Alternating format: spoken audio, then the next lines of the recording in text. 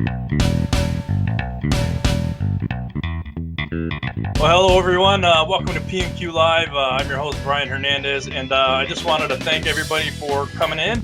We're going to have a great talk here with author, owner of Caliente Pizza Draft House, Mr. Nick Bogacz. Why don't you give him all a wave, Nick? All right. Hello. So I did want to let you know we're going to show you a brief a video that of PMQ publisher Steve Green actually asking some of his questions for Nick. Steve is unfortunately traveling today. He's on a plane right now, so he can't be here. But I did want to let you know we will have a chance at the end of that 25-30-minute video to let you see to ask your own questions. And then there's a tab on the side of your sidebar. Go to webinar. It says questions. Click on it, and then you can write them there, and I will make sure that we get to them at the end. So, but without further ado, I did want to just go ahead and show you what Steve Green picked Nick's brain about. And then if he didn't answer your question there, feel free to type it in the side, and I will get to it. So here we go.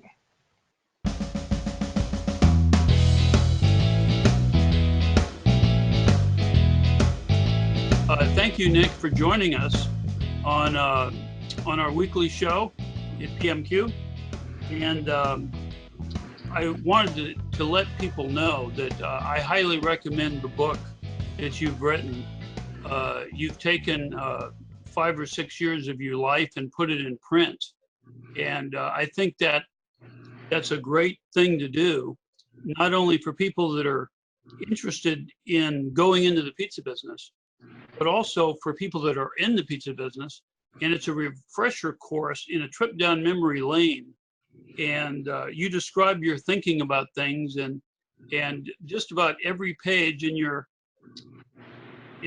book was a memory of my own mistake or my own lesson learned. And many times you articulated in words what I've thought before, but had the value and benefit of seeing you describe it, and it made me feel like, oh yeah, there's somebody else on this journey other than me.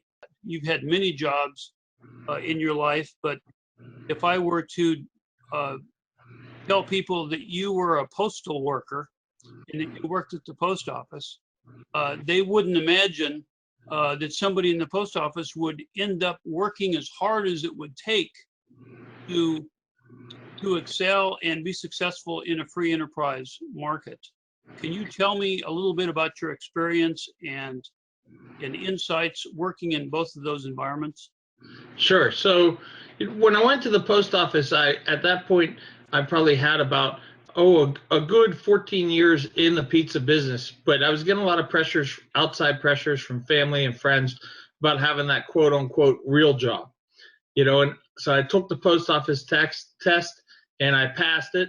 And I decided, okay, let's see what this mail carrier thing's all about. And I quickly learned that when I worked at the post office, that's where dreams go to die. And the reason I say that is because you see people that go in there and they say, okay, for the next 25 years or so, I can work here and then I can just retire and kind of just give up on whatever dream that they had. For me, it was just a reminder how bad I wanted to have my own pizzeria. And every day I went in there, I kept saying to myself, I'm not going to let my dreams die here. And it was just you went in, you did your job. It was probably the hardest job I ever had. It was mental and physical. I think a lot of people don't think that the post office workers, they just think you deliver mail, you drive around a truck all day and put it in mailboxes. But it is a very tough job. And that wasn't really the reason why I didn't like it and I hated it so much. The reason that I hated it so much was I felt like I was giving up on my dreams of having my own shop. I just needed to get my own shop. And really how I got started was I just started walking into pizzerias around the area I wanted to be in and said, sell me your shop. And before you know it, the fifth guy pointed me in the direction of a shop for sale. And, as they say, the rest is history. And you knew what area you wanted to have a pizzeria where you lived, I guess, right? So this was in your hometown? Well, actually, so for me, I figured the window is small, and the chance is very minimal to make it. So I wanted to put all the cards in my favor. And the way I thought about doing that is, what is the busiest area I could put a pizzeria in Pittsburgh? That was the way I thought of it. So that would absolutely be by the University of Pittsburgh in College Town. Now, what happened is the fifth shop that the guy who told me about the shop for sale, it was across the bridge from College Town. So it actually ended up being even better because when, the University of Pitt dies from May, June, July, and August, the place I ended up about, 5 minutes away still has a community those months. So it kind of was a blessing in disguise that I'm close enough to hit all the College Town, but I'm also enough to get a lot of the community events as well too. So it kind of worked out perfect. But I was going for somewhere where I knew that if I put a pizzeria, it would have the most chance of having the most volume. And funny enough, you had asked if we put a shop in our hometown. Our second store was in our hometown. Right where I grew up, my wife actually waited on tables there at that restaurant when she was in high school, and I started my delivery career about 100 yards away across the highway at a shop. So that's where our second store went. Well, that's one nice thing about starting your own business. You can open them wherever you want. When I was a Domino's franchisee, I was in Mississippi, and there weren't any openings in Mississippi. I had to go to California to open the store. Right. Yeah, our first store is about 20-25 minutes from my door to the store's door. Yeah, there you go. That's good for a businessman. That's within your area of management. That's pretty good. Tell me about why you think the pizza industry, you want to work there so badly, and you talked about pizza being fun. You even talked about how Shakey's Pizza at one time used that as a moniker. Right. So I really felt like I fell in love with the pizza business at a young age because of the team atmosphere, almost like sports. I felt like, everybody has a job to do, everywhere from the driver to the manager to the guy cutting the pizzas. Everybody's got this one common goal to get the pizza there as quick as possible and, as great looking as possible. And it just felt like a team atmosphere, and that's what I fell in love with. And then I realized that how cool is it when you show up at the door and it's a birthday party and everyone's yelling pizza, pizza man, or show up at a church and everybody's happy that you're bringing 5 or 10 pizzas and everyone's cheering for you. And it just felt great. Or even for, the waiter or waitress when they bring it out to the table. I mean, you never know why people are in your pizzeria. A lot of times it's a great thing to celebrate with. Kids get a great grade on the report card, pizza. They win the sporting event, pizza. I mean, it's just a graduation party, pizza. Like, it's just a great place that it's that food that everybody wants to celebrate with. And I think that's what kind of drew me to it. And I think that's why it's fun, because a lot of times you're celebrating, great things in people's lives. And that is fun. How did years of experience in other fields help you once you came into the pizza industry? In the other fields, it was always, I think it made me realize I wanted to do my own thing. The other fields pushed me into doing what I loved, because I realized that what I was doing in other fields wasn't what I loved. A lot of my time in the industry was on the franchise side of the industry, and they do the operations part very, very well, and the systems. That's really what they're selling you, is a system to do the operations. So I think a lot of times the independent guys get there and they don't, they open a second shop and they fail at the second shop because, pepperoni pizza tastes different than it does at the first shop compared to the second shop. And what the corporate stores really trained me to do was make sure that we had charts for everything and systems and training packets and all this stuff that I just did second nature. I didn't really realize it was second nature. And when I opened up my own shop, I was able to put those systems into play. And just really what we do now is just make the systems better. That's what we work on all the time, is making our systems work better. But that's really what I learned from the corporate side of it and the franchise side of it for a long, long time, was how to make those systems better. So is it knowledge or hard work? What should people know if they're interested in going into the pizza industry? What do they need to have? Well, I think you got to be willing to work. It's like anything. I think a lot of times you do get people in the industry, and I think, guys like us have been around a long time. We find it funny when someone says, well, it only costs $1.50 to make a pizza, right? That's like, anybody who says that, you just should stop right there. That's the whole thing. But you get a lot of that. Why do you want to go in the industry? Well, the pizza costs $1.50, and that's the wrong part. I think it's somebody who wants to put in the work. That's what you need to have. You need to have the desire of the attitude that you won't fail, no matter what it takes. If you got to sleep there or stay there every minute, every day for how many ever years it takes, like that's what it takes. It takes the dedication, and it's a restaurant business, so it's tough. The employees are tough. The economy right now with the way that looking for jobs, it's not just the restaurant industry or the pizzeria industry. It's a guy changing tires, the landscaper. Nobody can find good help. So it's like you have to be willing to go in and do the work yourself, and then you gotta be able to have the vision to paint to your team too, because you're gonna need to have people around you. So I think you have to have some natural leadership skills getting into it too. And I think the biggest thing that I think people have to decide when they first get into their pizzeria is what do you want to be as your pizzeria? Do you want to just be the mom and pop shop on the corner and just service just your town? And do you want to work there yourself every weekend for forever? Or do you want a destination and you want to open more stores? Do you want it to be somewhere where people come from towns away to your store? Do you want it to be somewhere where you're actually going to build a team and you can still manage it? Do you want to work in your business or do you want to work on your business? Like there's a lot of those decisions you really got to ask yourself when you get into it. I think for me, when I first started, I worked at a store that had 44 stores. In 5 years, they had 148 stores. Now, I was 17 when I started, so I missed all that growth as a young man. Most of the supervisors were like 25, 26 years old. But it did show me that you could open as many stores as you wanted to. And I think that's for me now. We just keep opening them as much. Everyone always says, what's the key to your success? And it's really the people. If you have good people, you can keep opening stores, but you have to have that vision to talk to your people about. That's what's important, that you have to get them to buy in and understand where you're going.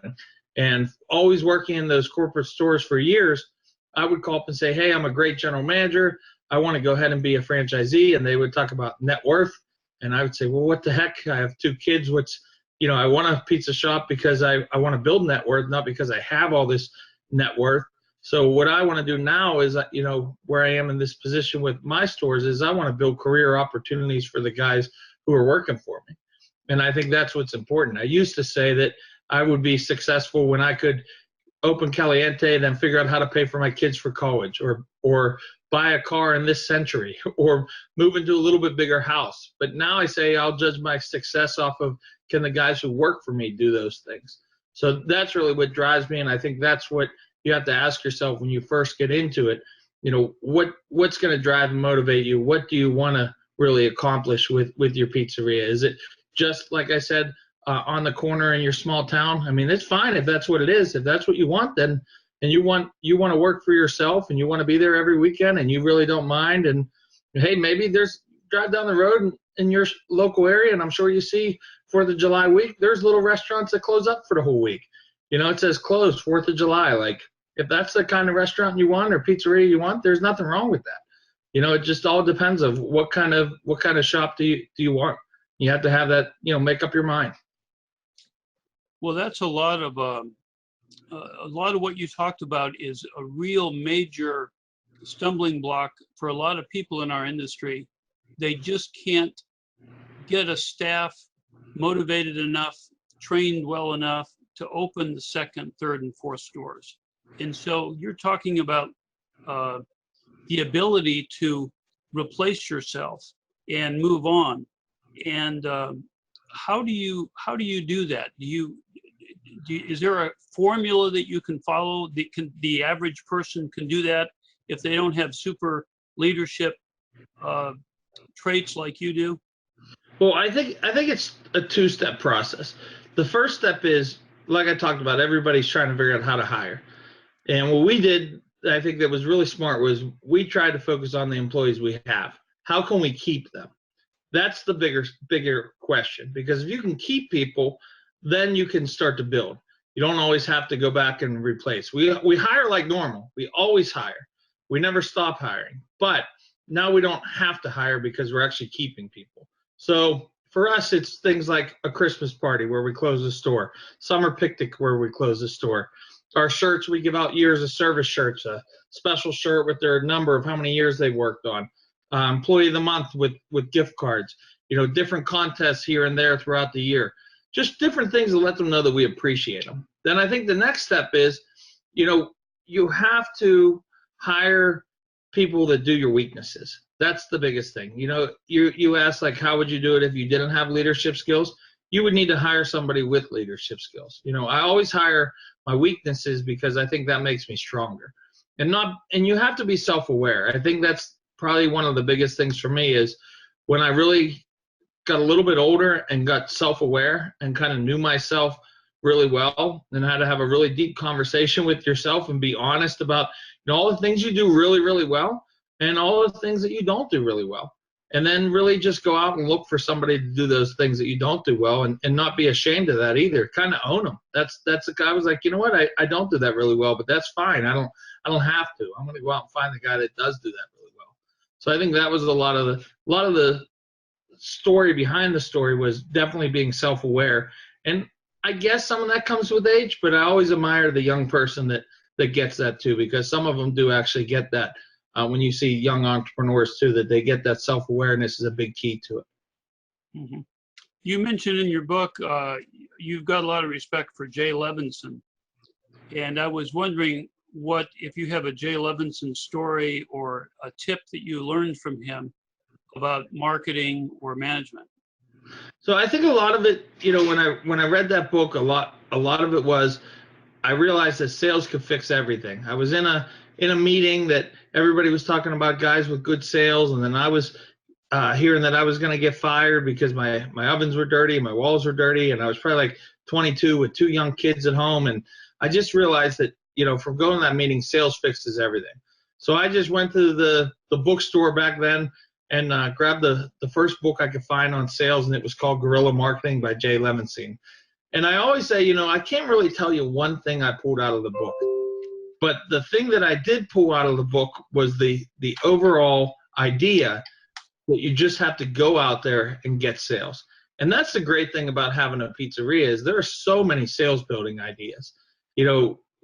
Really, I think you like to hear this, and I know I've told you this once before, was back in the day, I used to wait for PMQ to show up, and I would cut out the think tank, and I had my office look like a war room with the highlighter, and I would save these think tank articles and go through and pick out which ones I could use and which one I couldn't. And then a few years later, they all became available on the internet, and I would print them out, and I'd have a big stack of think tank articles, and I just would go through them, and I'd work one, and sometimes it would work, and sometimes it wouldn't. And what I found with marketing is when you find something that works, beat the horse till it's dead. Doesn't matter what it is. If it's door hanging and it works for you, do it till it doesn't work anymore. If it's, in this day and age, if it's Facebook paid advertised, do it till it's dead. If it's direct mail that works for you, you just keep beating it. If it's things where, we did a lot of different things like flyers that would say professor specials, and we're putting 5 or more pizzas for $9.99 for these college professors. We would slip those underneath the doors of all the teachers at the University of Pitt and Carnegie Mellon. And I mean, the sales we get from those huge orders were amazing. And we just kept doing it over and over and over again. As soon as I find something that works marketing wise, I just beat it till it's dead. That's the whole key. So I can't really say I got any particular thing out of the book, but I got the idea that you have to go and get out there, get out of your store, get comfortable with going out there. And to go back off of my last answer, if you're the guy that doesn't feel comfortable going and talking to businesses and going out there, hire somebody who does. That's the whole thing. You don't necessarily have to be the guy that goes out and gets you business. Hire somebody who feels comfortable doing that. But a lot of these ideas, you don't really even have to go and meet the public. One of my favorite ways that I built sales is called business taping. And what it is that, 11 o'clock at night, when you're done, close up your shop, take a little flyer that says lunch specials, and you go around to every single business in your area, and you type it right on their door. First thing when they would put their key in at 9 in the morning, there's your 4 lunch specials. And you do that every day and you stay consistent with it, because that's the other key too. You beat it till it's dead, but you stay consistent. Don't just, business tape this Monday and then wonder why it didn't work and do it 6 months later and then complain it doesn't work. Do it every single Monday for the next year and see what happens for you with the business taping. And, you know, you don't have to even go and talk to anybody if you don't feel comfortable walking into a business and talking to them. You're doing it 11 o'clock at night and you're putting your lunch specials out. I mean, there's a lot of different ideas to build sales. You just have to get in the habit of doing it. What about some of the modern digital things now? What are you doing digitally to keep up, to stay on top of things? Well, so back in 2012, when I opened Caliente, I got involved real heavy with craft beer, just because I knew it could bring a lot of people to the seats and to the restaurants. And then what happened is there was a craft beer week that I decided to be a sponsor of. They had 10,000 Facebook followers. When we had that craft beer week, we doubled our sales that week. So I quickly realized that if I could have 10,000 Facebook followers, I could do double the sales. So I called Facebook in 2013 and I said, how do I get 10,000 followers? And they said, give us $1,500 a month and we'll teach you. So I said, that's a lot of money, but I knew it would be worth it. So they taught me how to do paid sponsorship ads back in 2013, which, you know, now everybody knows about paid ads, but that was back when nobody was really doing them. And I learned how to do it then, and we built up to 24,000 people on Facebook. We do a lot of paid Facebook even now. We've gotten a lot into Instagram because I think that's where you see a lot of the younger crowd going with, you know, if you're using great pictures, Instagram's really big. We do a little bit with like bots and stuff like that send offers, but I think there's still, people can still tell if it's not a real person. So I think you're better with a little bit of human interaction there. But what's tricky is everybody tries to sell you something digital, right? Like your newspaper guy who realizes you're not going to put ads in his local Clipper weekly magazine anymore because you're figuring out the print doesn't work as well, is now saying, well, we have a digital program. You know, we put these banner ads everywhere. And I think you just got to be careful. Like, you know, everybody's trying to sell you something. You got to go to what works. And I think what works is, you know, what are other people doing that works? And that's what I always look at, like, what are other people doing? And not being afraid to copy, because a lot of times the path is already laid out in front of us. Somebody else is doing it. Very few times is there things that we do that are, you know, we're starting the trend. I'm not afraid to jump on the trend somewhere else and, you know, just get with it and just work it harder than maybe somebody else was. And before you know it, you know, we're having more success than they actually were. And maybe they were the ones that I got the idea from. Nick, how do you handle online ordering? So, you know, I think being in the industry so long and working on the franchise side, I remember, I bet you it was 2002. I remember getting my first online order, and we get one a day. And now we get a good 13% to 18% of our orders online. It is a little trickier for independent because you really do have to work on your website. You have to, and once again, if you're not meticulous and that's not your thing, that you're able to look at every single line on your website and really, if you're just not meticulous enough, you need to hire somebody to do it. That's the whole thing, you know. But the website, all the prices have to be right, and then you got to pick the right. A lot of times the POS systems will do the online, but you can get somebody that will do your online if not. But I think you know, the online ordering is important. The average ticket's always a few dollars higher. You know, you don't have to pay for the labor of somebody to answer the phone. Like it works really well. I think people were used to it. You know, back in 2002, like there wasn't that many people that were using it just because they weren't comfortable with it. But I think there's a lot of times people are way more comfortable ordering online than they are even calling the store. You know, they get put on hold and everything else. And plus, I think you do have to offer some deals online. People do like to feel like if they're putting the time into order online, they want to try and find a coupon or something like that. So it's smart to incorporate that into it. But I just think, you know, if you're not doing online ordering, yes, you absolutely should be doing online ordering. It's not as hard as you think it is to figure it out. Do you have a POS system that ties in to it? You don't pay an outside company to process the orders? You have your own system? We use Granberry Solutions, and their newest product is Thrive. Used to be the same company that had Diamond Touch, which was a very popular one for independents. and their Thrive is very well. We've been using it for.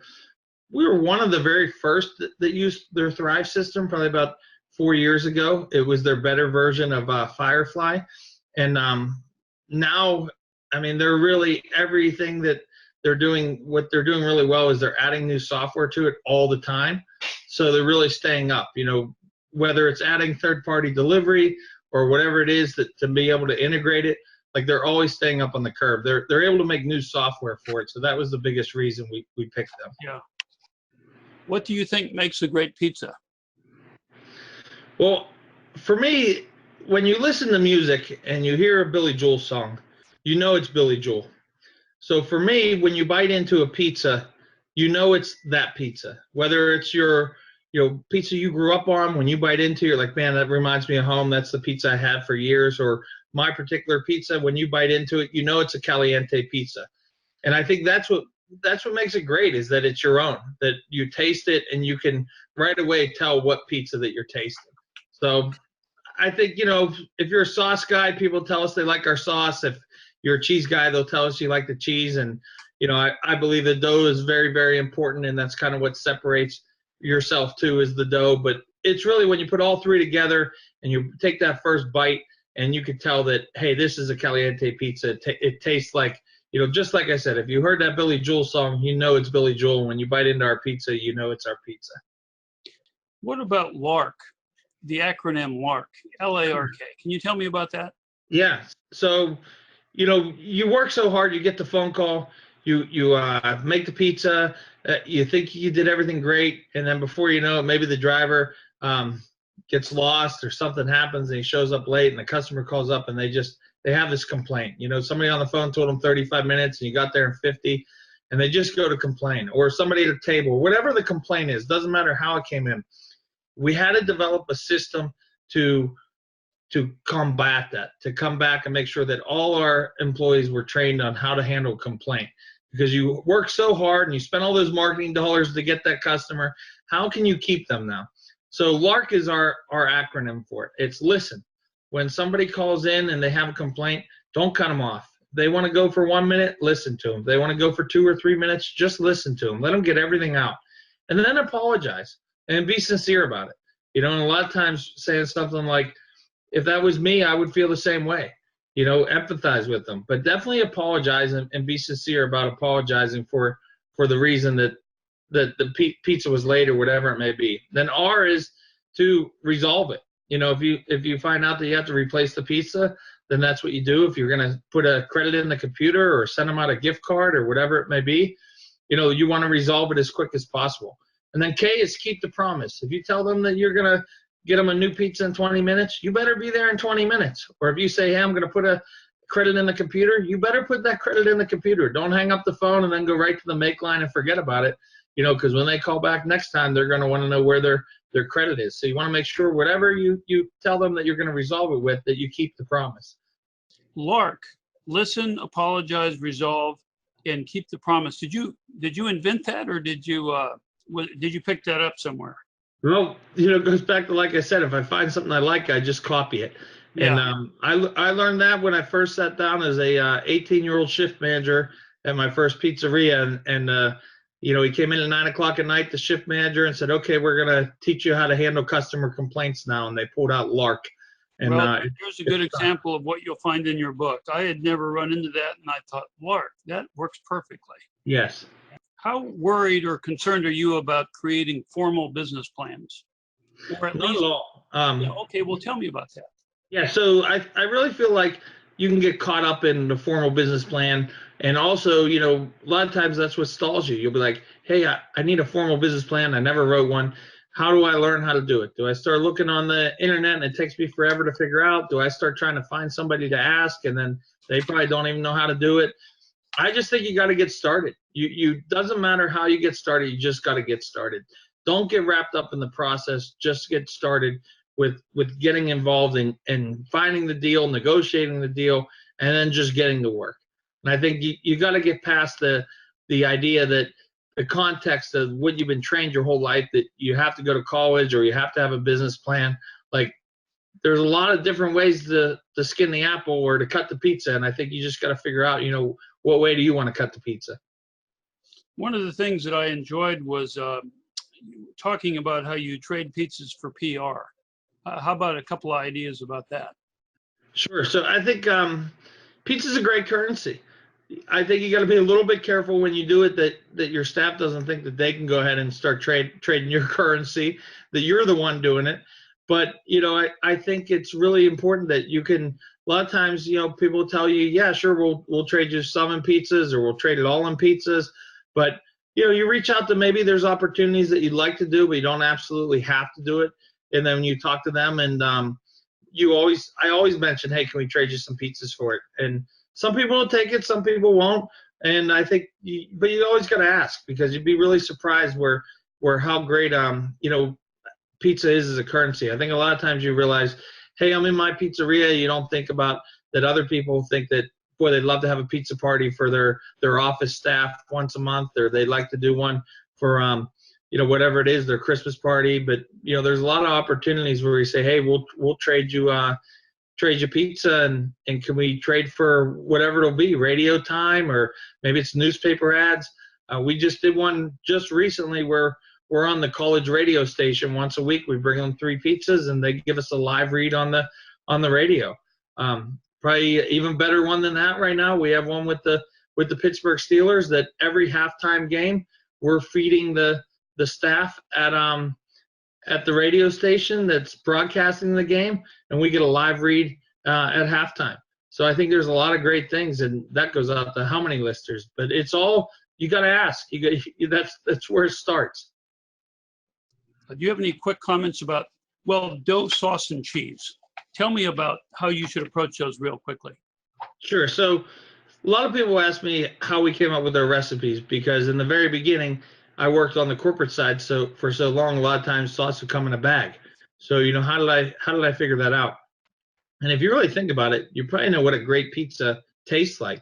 So I went a lot off of taste, and I brought a lot of family members down to the shop, and we just tested stuff. Hey, try this sauce. It's okay. Try this sauce. It's better. Try this sauce. Oh, it's great. We stopped there. Did the same thing with dough, the same thing with cheese. Then we moved on to the burgers and the wing sauces. And then over time, as we've expanded, kind of looked at our menu, you know, once a year and said, okay, how can we make our hoagies better? You know, maybe it's changing the bun, you know, or how do we make our burgers better? Maybe it's using a better patty. You know, all these different things that we look at as time grows, and how can we make a better pizza? You know, I think sometimes what we find out, I think a lot of times what people do wrong is, a few years in the business, they'll say, man, I want to change my sauce, or I want to change my cheese. You know, that's a very common one. And what I say is, never change your original recipe, ever. What you should do is just add a new pizza. You know, call it a different name, and put different sauce on it, and put different cheese on it, and even put different pepperoni on it.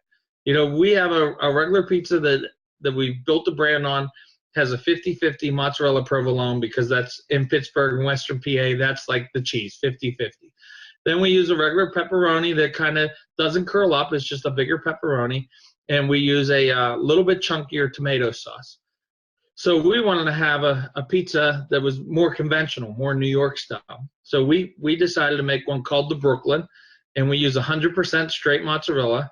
We use a smooth red sauce, and we use the cup and char pepperoni. Completely different than our pizza, but we didn't change our pizza. We just added another one, and that was a great way to do that. Are there any brands that you want to do a shout out for that you feel really strongly about? Sure, I appreciate that. I already shouted Thrive POS out, and we really appreciate them. Grande Cheese is another one. You know, we've used Grande right from the beginning. We didn't really know why. It just was one of those ones that tasted the best to us. And then really, you know, now I know why. I've been up there in Wisconsin, toward the whole facility from cow to cheese, and they're just great people and a great product. Stanislaus is the sauce that we use, and it's another one that we didn't know why we used it, but after you get to know those people and realize what they do with their tomatoes, it's just a great product altogether. And I think you know, we use a lot of Mail Shark for our direct mailing, and they're great people as well. They'll work with your budget. We do one where we send out 1,000 flyers each week from each store over the course of the year. So we mail 50,000 flyers for each store.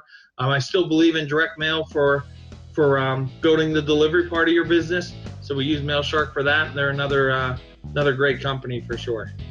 Yeah, so this is the book that I would recommend. I read it the first time in about 3 hours on my way to Columbus, Ohio last year when I met you. And it's a trip down memory lane, or it's a really great way to get started in the pizza business. Nick Bogacz, and it's the Pizza Equation. Well, Nick, thank you so much for participating in our weekly show, and I really appreciate it. Thank you so much. Great. Thank you, Steve.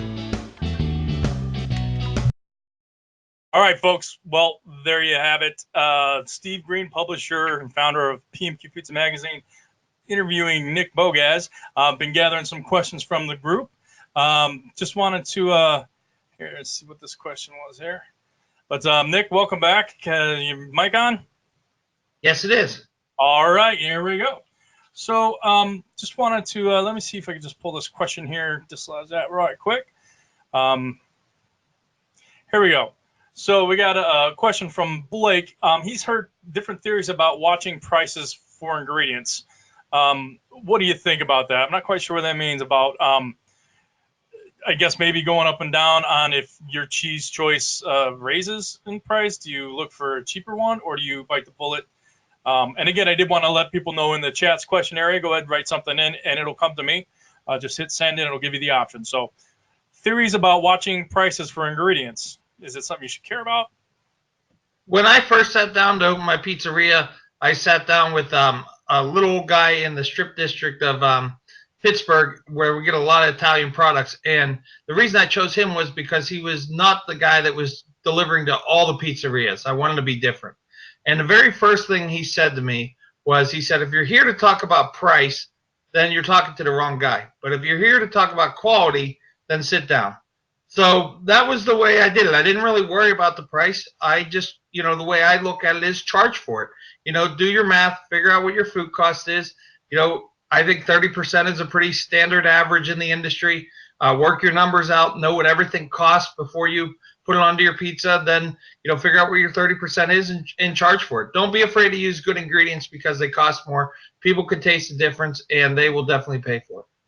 All right, I was going to follow it up. Are they accepting of a price increase when they know it's good quality? But sounds like you're saying that they are. On the price of toppings and things like that, from Mike G, he was asking, do you believe in weighing toppings, where you train them enough to where they can eyeball it, feel it by hand, or how often how important is it to get the exact amount? I think that's a great question. I think the consistency in there is probably the key. So we have everything broken down into charts and booklets. So it shows exactly, we have everything on paper that shows, hey, this has 48 pepperonis on it.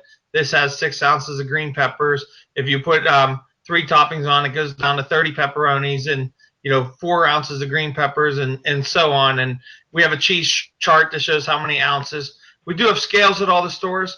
We try to at the very least weigh all the cheese, and then we get into the practice of when we're training that somebody there is watching other people make the pizzas. And a lot of times you'll find out is who's the overtoppers are the new people. So I think really it's all in the training. That's what's key. I think having systems in place is absolutely necessary. Whether those systems are charts and pictures, or whether those charts are scales, or whether those charts are cups, it all depends on preference and what works. But I think the key to making any of that stuff work is the consistency of enforcing it. Now, do you have cups and scoops and bowls? We do not. We have a scale that has a bowl on top and the bowl comes off. So we weigh the cheese into a bowl and then we freehand from there. Okay. All right. Well, this is from Roger K. What's the best way to raise capital in your opinion? And kind of follow up, I guess, how did you do it? Or maybe he was asking what you did to see if it's the best. So Roger, I think the neatest thing that I have done in this whole process is the way that I finance my deals. What you hear and what you are programmed with your whole life is that you have to go to a bank to get the money, or you have to find the funds before you find the pizzeria. And I think it's quite the opposite. You got to find the pizzeria before you find the funds. And what I mean by that is you got to find somebody with some pain. You know, as much as you think you want to open a business, somebody out there wants to get out of it worse than you want to buy it. And that's who you have to find. You don't want to go and find the guy that when you go in and say, hey, I want to buy your shop, why are you selling? And he says, I want to move to Florida. You don't even want to look at that one. You want to look at the one where you go in and you say, hey, why are you selling? And he says, well, I bought it for my nephew, and he's got a drug habit, and you know, he can't run it, and it's a horrible investment. Or the guy who bought it and says, you know, I bought it for my daughter to run it, and now she wants to go back to college. Like, whatever it is, you want to find somebody's pain, and that's the one you want to buy. And then, you know, I bought all my stores at full asking price of what they asked. So if they say, hey, this store is $185,000, I'll say, okay, I'm going to give you the $185,000. They're like, oh, that's great. You're full price? Yeah, full price. How am I going to pay you? And they'll look at you and say, what do you mean? And I'll say, well, I'll give you the $185,000, and I can give you some money down. You know, maybe you got $25,000 or $50,000 down, and I'll give you the rest over the next 5 years. So much a month. I'll give you some interest, and that's the deal. And I've had people say no, and then I've had them call me back in 3 months and say yes. We have bought 4 out of 5 stores like that. Wow. Okay, that's a very unique way. I've never heard of that route. So, all right, Roger. Hope that answers your question. But here's what I like. This is from Todd. Yeah, I believe that's what it says. Yeah. Would you recommend discounting large orders when you get large orders? And when I used to work, we call them volume deals. To where, you know, if you order 3 or more, the price comes down. I mean, where do you come in at that? Where do you guys do that, if at all? We do it. We do it once you get to 10, and then we don't cut them after that. So it's not like if you order 50, you get a different price if you ordered 11. When I worked at the big corporate stores, they had all kind of volume discounts. If you order 10, it was one price, 20 another price, 50 another price. We'll give them to you at 100. The way I look at it is, you know, you are the independent guy. You've got a lot.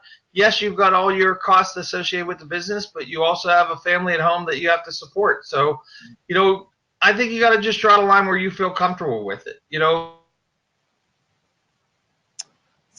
freezing in up the beginning, there. we discounted our 14-inch pizza. We good now? Yeah. We're good now, Brian? Yeah. Okay, so as I was saying, in the beginning, still good? Yeah, you are. No, your face is frozen. We just couldn't hear you. But as long as we can hear you, that's all right. You're not making a silly face, so you're okay. Okay, good. So as I was saying, you know, we started with, in the beginning, maybe doing them a little cheaper, like $8 after 10, but we're up to $12. I think as you're in business longer and you've established yourself, you can charge more for your pizza. So, Okay. You know, I started low thinking I was going to really compete with the corporate stores because that was my mentality. But then I really understood that the independent side, you know, there's a lot more that goes into it. You're using better ingredients. It's not just a slogan that's on TV. You really are using better ingredients. And you can definitely charge for it. So I think, yes, you can charge for large volume discounts. Just don't give them away. That's all. Okay. This one coming from Jesse B. Lark. Well, they started Lark. Do you believe in firing customers? Sounds like somebody who's been in the business for sure. How do you do it? Do you, after so many complaints, we obviously all want to make people happy, but after so many complaints, what do you do with somebody that you just can't please? Do you say, look, I'm sorry, we can't help you anymore? In the past, we've had like a stack of discount or coupons for just a Domino's or something, said perhaps you would want to try one of these people. Do you believe in that, or is it Lark all the way until the day you die? It is. We have had, you know, I'm thinking back just to try to be really honest anytime I'm answering these questions, because I think that's the most important part. You know, sometimes you get in there and people just give you fluff, but I think the truth is what counts. And, you know, my mentality is, yes, we can fix anything. We'll give it away. You know, we want the experience to be right. You know, we don't take it personal. I think that's a lot of times you take it personal, then it's hard to make it right. We did have a customer probably about 6 months ago, came in every single Friday for a dine-in, and they complained every single Friday. You know, so they called me this store, and they said, this is what's going on. And I said, well, who's waiting on them? And they said, well, you know, sometimes this person waits on them, sometimes that person waits on them. And I said, well, where's our head? You know, we have a bar manager. I said, where's our head bar manager at? well, she's the one that usually takes the complaint. I said, well, you know, and I know her. She's worked for me for 3 years. She is fantastic. I said, why does next time they come in, you know, have her introduce herself, tell them her position, and that she's going to take explicit care of them. And they were like, okay. So she did. And they've been a customer every Friday since. They come in, they ask for Kaylee, and Kaylee sits them down, and they have no problem with her. They like that they get the special attention. They know that they have the special attention, and she treats them the right way. So I think sometimes people just need that extra bit of love, and once they know that they got that and they feel special somewhere, you know, they're okay. And, you know, there have been times where we actually, after that, honestly messed up their order. And Kaylee said, you know, we actually did give them the wrong pizza the one day, and they didn't even complain. They just were like, okay, no problem. Like, they didn't ask for it for free that time. They just said, can you make us a new one? Where normally they'd want everything for free and the new one. And okay. Probably another one too. So, yeah. That's good. I got one here from Anna. Pizza for PR. That's, everybody knows that. Like you said, pizza can be good as cash. But what's the best way to get into the community? I mean, you obviously get PR from that pizza, but what are some of the obvious, or not the obvious, but the best ways to interact with the community where it's not, you're not giving the pizza to get on the radio, or you're not using pizza to pay for something? You know what I mean? Community interactivity, I guess, is what you Yes, I think the easiest thing to do is, every single time that somebody comes in and asks for something, whether it's the Little League or the, you know, the school play or a swim meet or whatever it is, I give to everybody. Literally every single person that comes in with a letter, we give something to. Usually a $50 gift card. Sometimes a $25 gift card. Sometimes a basket if we feel like it could be a donation. Very rarely do we, you know, do we give pizza? Yeah, from time to time we give pizza if it makes sense. We sometimes like to be there to represent the pizza and kind of make sure we're handing them the magnets and the menus and stuff out while we're there. You know, I think the way you get embedded is you say yes to everything, and then you follow up. You know, we just don't say yes.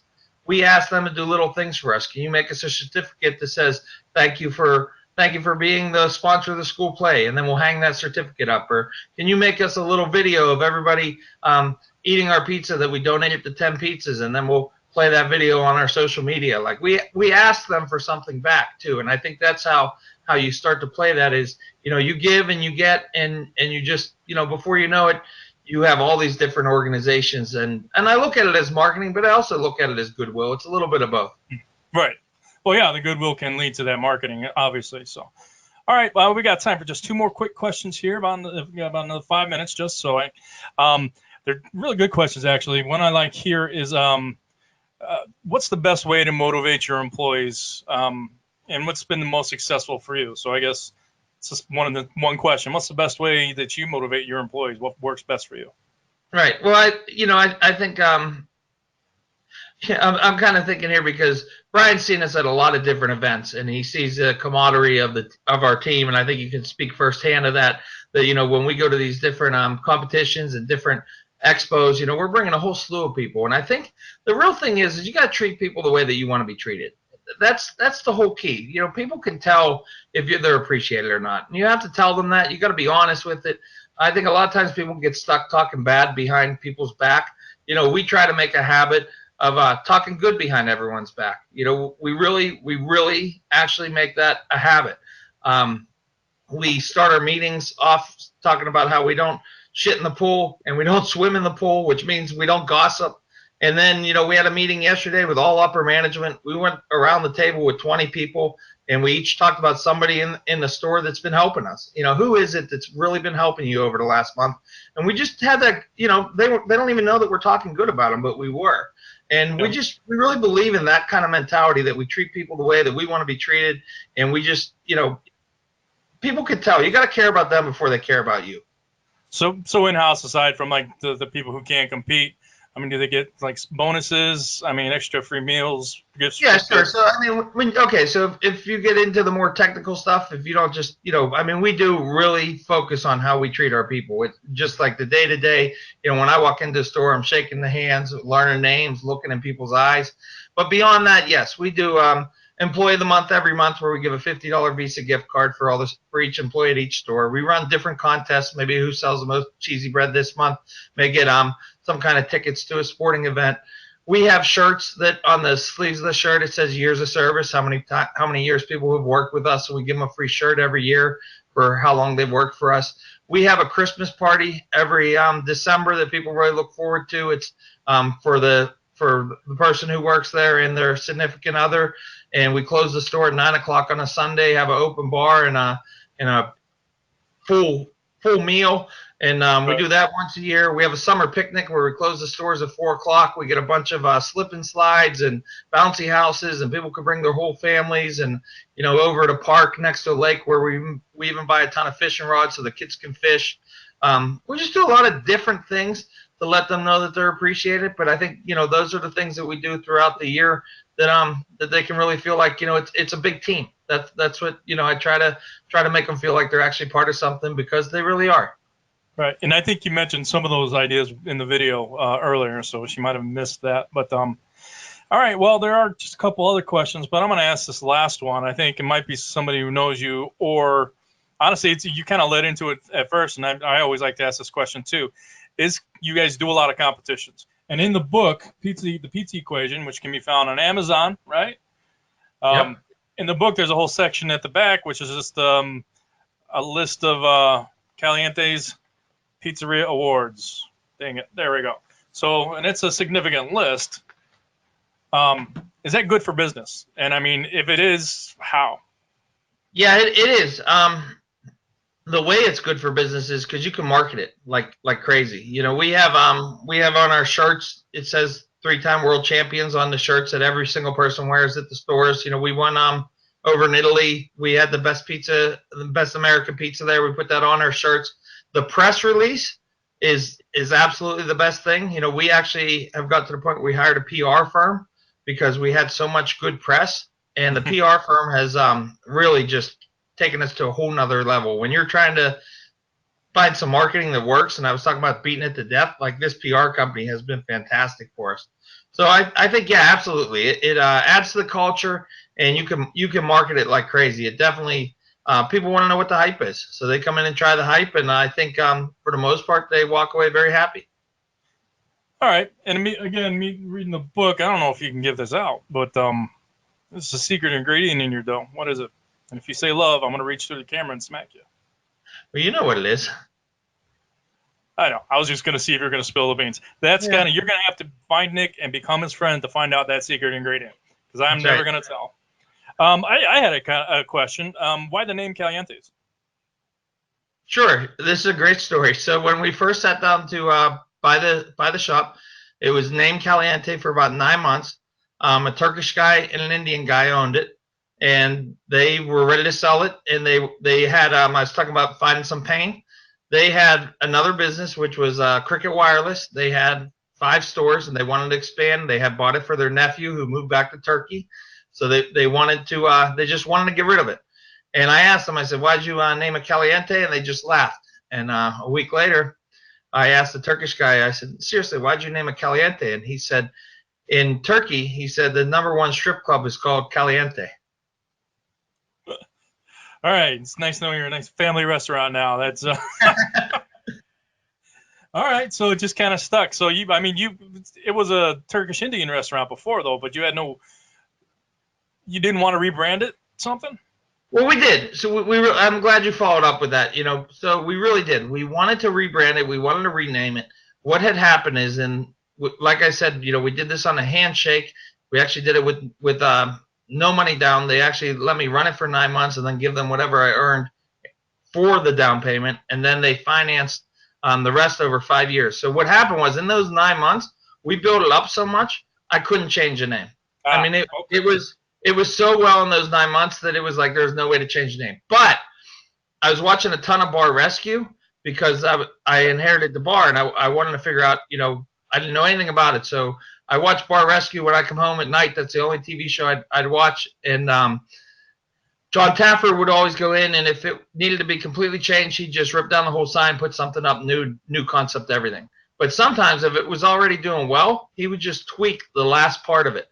So we were Caliente Pizza and Bar, And after 9 months, when we officially owned it, I got rid of the bar and I added Draft House. So we became Caliente Pizza and Draft House. Oh, so it was originally Caliente Pizza and Bar. Correct. Okay, so they did already kind of have. I was gonna say I didn't know if they went from Turkish Indian food to pizza, but it was already a pizza place and bar. Yeah, and what's interesting too, Brian, is they were Turkish Indian guys who owned it, and the way that they picked their ingredients were, he's like, okay, I'm gonna show you how we make our food. I was like, okay. Went to Restaurant Depot, and he's like, this sauce is on sale. We'll buy this one today. This cheese looks good today. It's on sale. Let's buy this. And that's how they literally made their product. What not to do. Yeah, what not to do. Well, Nick, we're reaching our limit here. I'd like to thank everybody who's been around. If you want to revisit this, you can find it at pmq.com on the videos page, webinars and live chats. Nick, I want to thank you so much for your time. How can people find you, and where else can they find your book, The Pizza Equation? Yeah, The Pizza Equation is on Amazon. I have a podcast, The Business Equation, and talking about small business, different ideas. It's a weekly podcast. There's already 8 of them live. You can find me at Nick Bogacz Official on Instagram, and you can find us at pizzadrafthouse.com. All right. Well, once again, thank you, everybody, for joining us here at PMQ Live. Thank you, Nick Bogacz, for your time today. We'll see you guys next time on PMQ Live.